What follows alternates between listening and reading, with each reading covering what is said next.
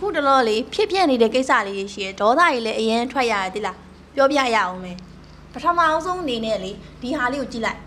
ညီမလာဖြစ်ရင်ဆက်သွယ်လိုက်မယ်တဲ့အမအင်တာဗျူးတွေအကုန်လုံးချိန်ထားပြီးသွားပြီလုပ်ငန်းကြောင်းတွေလည်းအကုန်လုံးရှင်းပြထားပြီးသွားပြီအဲ့ဒါကိုညီမလေးလာဖြစ်မှာလားလို့ပြောတော့ညီမလာဖြစ်ရင်ဆက်သွယ်လိုက်မယ်တဲ့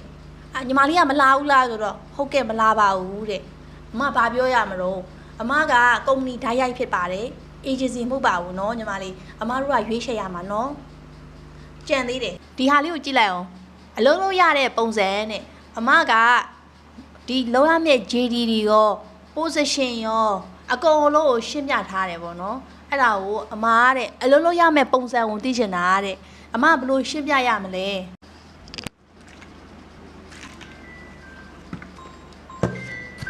ပြောရအောင်မယ် CV ဖောင်ကိစ္စတချို့ကလေးတွေကလေ CV ဖောင်ဆိုတာဘာမှမသိကြဘူးပေါ့နော်အဲ့ဒီအတွက်ကြောင့်မမေက CV ဖောင်နဲ့ပတ်သက်ပြီးတော့ Google link လေးလုပ်ပေးထားတယ်အဲ့ Google link မှာမမေလိုချင်တဲ့အချက်လက်တွေကိုရေးပေးထားတဲ့အတွက်ကြောင့်ဝင်ပြီးတော့ဖြည့်လိုက်ရုံပဲနောက်ဆုံးပိတ်ကို submit လေးလုပ်ပြီးတော့မမေနဲ့နော် Okay ရနော်